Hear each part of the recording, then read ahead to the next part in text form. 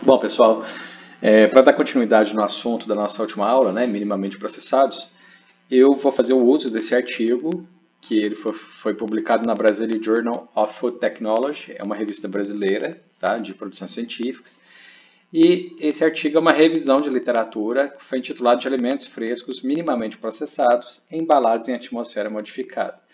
Então, essas são as autoras, tá? E a publicação foi feita em 2012. Então eu vou pular o resumo, tá? O resumo eu vou pular, a introdução eu vou pular e eu vou diretamente para o assunto para vincular a questão de embalagem de minimamente processados. Então eu vou começar aqui nesse segundo tópico do artigo, né? Eu vou fazer a aula comentada em cima deste artigo científico. Então, embalagem em atmosfera modificada, né? Então, é a sigla MAP. Nas últimas décadas, as técnicas de embalagem visam principalmente ao aumento da vida útil dos alimentos e baseiam-se majoritariamente na redução do teor de oxigênio que rodeia o produto. Então, nós temos aqui como exemplos a embalagem a vácuo e a embalagem em atmosfera modificada. Então, nós já temos já tivemos bastante momento para discutir, né, essa questão de embalagem sem a presença do oxigênio, que a gente chama de embalagem a vácuo, que é muito funcional e muito usual. Então, isso aqui já entra na questão de modificar a atmosfera de dentro da embalagem. E nós temos aqui a embalagem a vácuo e a embalagem em atmosfera modificada.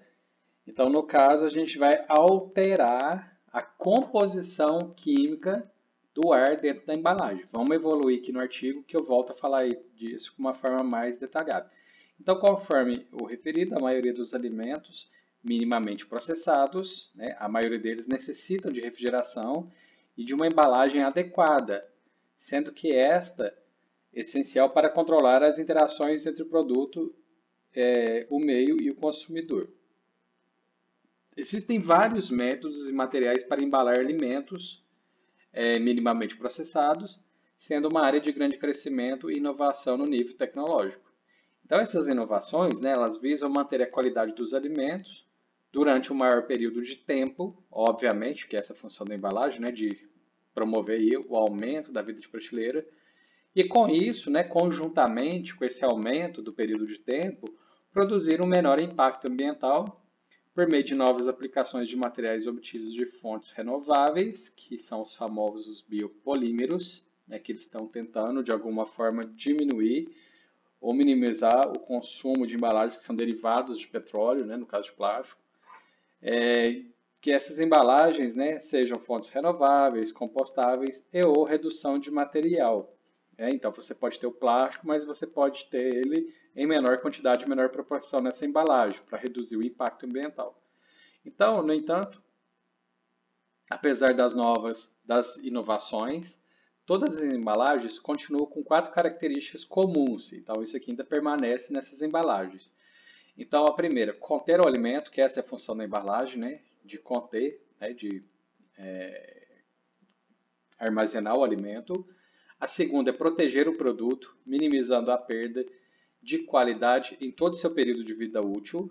Então, ela tem a questão de proteger contra contaminações externas, né? Tanto do ponto de vista microbiológico, ou químico, ou físico. Tá? E essa embalagem ela tem que ter as características, né, de promover a diminuição da perda da qualidade, né, em todo o período de vida útil, que é o prazo de validade. Terceiro, essa embalagem tem que ter a característica de fornecer informação ao consumidor e funcionar como ferramenta de marketing também. Então, nós temos resoluções específicas quanto às informações ao consumidor, né? Nós temos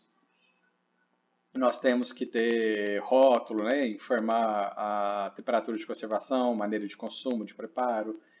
E a embalagem também, ela funciona como um vendedor silencioso, porque ela funciona também como uma ferramenta de marketing. Ela tem que ser atrativa ao consumidor, ela tem que chamar atenção. E isso, de repente, é o produto estando exposto, né? Assim, questão de você visualizar o produto. Isso também funciona, né, como um estímulo de venda. E A quarta característica é facilitar a utilização, ou seja, oferecer conveniência aos consumidores. Então, facilitar a utilização é aquelas que você consegue abrir ela de maneira simplória, né? Sem utilização de outras ferramentas, igual a gente pega uma lata de ervilha, a maioria das marcas você tem que fazer o uso do abridor, então você tem que ter mais uma ferramenta, essa ferramenta é perigosa, manusear. E quando você tem essa facilitação do uso, de abertura, né? Isso é oferecer a conveniência ao consumidor. Então, isso é um ponto interessante. Então, vamos vinculando aí essas questões, esses apontamentos, pensando no produto minimamente processado. Então, os materiais mais utilizados nas embalagens são plásticos e, em menor número, metais, vidro e papel. Então, o plástico aqui ainda é o mais utilizado como material de embalagem, porque eles são mais econômicos, versáteis, flexíveis, apesar de alguns não poderem ser reciclados. Então, o motivo dessa questão do plástico é principalmente questão econômica. Se eu comparar com relação ao vidro, ao metal, né? Então, em comparação ao vidro ao metal, a questão econômica ela é mais interessante. E o papel é porque ele é muito mais funcional, né? Muito mais eficaz em termos de embalagem para o minimamente processado do que o papel no caso. Então, são as justificativas. Então, existem vários fatores a considerar no momento da escolha de um determinado tipo de embalagem, sendo necessário ter em mente as características do alimento, a forma de processamento, o tempo de vida útil pretendido e, acima de tudo, o custo de todo o processo de embalar o produto. Os avanços tecnológicos na área dos materiais e das técnicas utilizadas têm aumentado as opções de embalagem. Então, devido a essas pesquisas, né, que são os avanços tecnológicos, né, desses materiais de embalagem, tem promovido um aumento de opções para a escolha da embalagem a ser utilizada para os minimamente processados. Uma das razões que levou à evolução dos materiais e das técnicas de embalagem dos alimentos foi a presença de uma maior cadeia de distribuição, acompanhada de uma maior preferência dos consumidores por alimentos frescos, seguros e com qualidade superior, segundo Coulter e colaboradores. Então, a embalagem em atmosfera modificada, né, que é MAP, também denominada de atmosfera protetora, está bastante presente no mercado de alimentos minimamente processados. Apesar de não ser uma técnica recente, essa questão da alteração da atmosfera, não é uma técnica tão nova, ganhou uma nova expressão desde que os alimentos minimamente processados começaram a suscitar o maior interesse nos consumidores. Então, essa técnica possui vantagens e desvantagens que são enumerados na tabela 1. Então, eu vou pegar aqui a tabela 1, depois eu volto para o texto. Então, quais são as vantagens? Né? Tabela 1. Vantagens e desvantagens da utilização de modificação de atmosfera dentro da embalagem. Então, eu começo com a primeira coluna vantagens e eu tenho a segunda desvantagens. Então, eu tenho aqui, né, as vantagens estão listadas com ponto positivo na frente e aquelas com desvantagem com sinal negativo. Então, nós temos as vantagens. Aumento de período de vida útil em 50% a 400% em relação ao tempo, né, do prazo de validade. Então, essa margem está muito grande, de 50% a 400%, porque aqui vai depender do tipo de alimento, o tipo de vegetal. Nós temos aqui redução das perdas por expiração do prazo de validade. Obviamente, está vinculado com essa questão da vida útil, que ela é aumentada. Tá? Por isso que vai ter essa redução de perda por expiração do prazo de validade, porque a vida útil foi ampliada. Produto de melhor qualidade, porque se ele está dentro de uma atmosfera modificada que dificulta as alterações microbiológicas ou de ordem química no alimento, você preserva a qualidade sensorial desse produto, né? Você dificulta aí uma rancidez, se tiver lipídio, você dificulta a atividade de alguma enzima, você dificulta o crescimento de micro-organismos que vem alterar. Tá? Tem melhor separação de produtos fatiados, né? Então, se for caso de produtos fatiados, né? Com poucos ou mesmo sem adição de conservantes. Então, esse ponto aqui é crucial em tempos atuais, tá? Porque hoje a questão da adição de conservantes químicos, ela é vista com um certo negativismo, né? Porque utiliza-se substâncias químicas para aumentar a conservação. Então, quando você faz o uso da atmosfera modificada dentro de uma embalagem, você tem a opção de utilizar uma quantidade menor e, dependendo do caso, você não precisa fazer adição de conservantes químicos. Tá? Melhor apresentação dos produtos, embalagens seladas, barreiras contra a contaminação e perda de líquidos. Então, são só pontos positivos aqui, né, nessa fala. Embalagem prática e sem cheiro.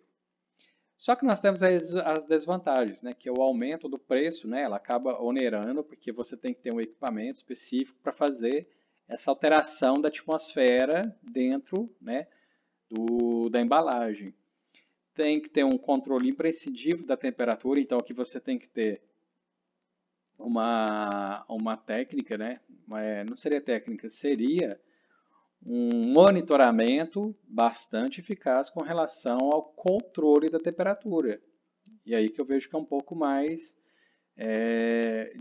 vamos falar assim, de dificuldade, porque a cadeia de processamento, de armazenamento na fábrica, transporte e distribuição, ela tem que estar toda refrigerada.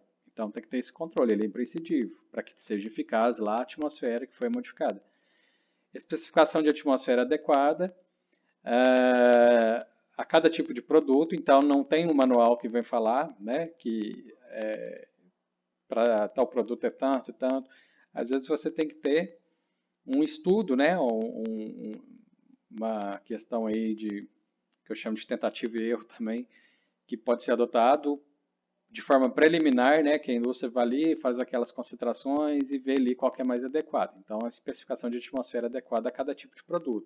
Não é regra que tudo você vai aplicar a mesma quantidade, por exemplo, de nitrogênio ou de CO2 para todos os produtos minimamente processados. Então, eu tenho que ter essa questão de encontrar as concentrações específicas para cada produto. Especificação de pessoal e equipamento especial, porque eu tenho que ter um equipamento que faz essa alteração da atmosfera dentro da embalagem, né? Maior volume das embalagens, isso aqui acaba acarretando, né? Uma embalagem um pouco maior. Perda de benefícios após a abertura de embalagem e a dissolução de CO2 pode levar ao colapso da embalagem. Então, essas são as desvantagens que podem estar vinculadas, né, que estão vinculadas com relação à atmosfera modificada dentro da embalagem. Então, essa aqui foi a tabela 1 que chamou aqui no texto. Então, vamos continuar aqui de onde nós paramos. A eficácia da alteração, né, da atmosfera dentro da embalagem depende de vários fatores. Então, a sua eficácia vai depender de vários fatores, nomeadamente do tipo de alimento, da qualidade inicial da matéria-prima. Então, isso aqui é importante, tá? Porque a gente não faz milagres. Se já está em estado inicial de decomposição, não quer dizer que eu vou colocar dentro de uma embalagem com atmosfera modificada que eu vou ali resgatar essa questão da qualidade. Então, a gente tem que trabalhar do pressuposto que a nossa matéria-prima sempre está com qualidade. E esse pressuposto dele é efetivo. A gente faz lá a seleção, a gente faz limpeza, a gente faz a inspeção. A gente está sempre com medidas para garantir essa questão aqui da qualidade da matéria-prima, né, inicial. Da mistura, né, com relação à eficácia, né, da mistura de gases utilizada, porque quando eu faço a utilização de atmosfera modificada, eu estou mexendo o quê? Na taxa de oxigênio ali naquela câmara de ar dentro da embalagem. A embalagem tem ali, eu estou considerando que ela tem um espaço, né? Aquele espaço tem oxigênio e eu posso injetar ali, né? Para modificar essa atmosfera, posso adicionar, no caso, nitrogênio, eu posso adicionar CO2, eu posso remover o oxigênio, que é o vácuo, né? Então, essas misturas de gases. Tem a questão da temperatura de armazenamento, das condições de higiene durante o processamento das propriedades de barreira do material utilizado na embalagem. Então, nós temos vários tipos de materiais utilizados para embalagem. Nós temos a embalagem, como exemplo, né, embalagens plásticas com filme flexível. A gente tem material de embalagem metálica, né, a gente tem material de embalagem de vidro, e isso são as propriedades da barreira do material utilizado.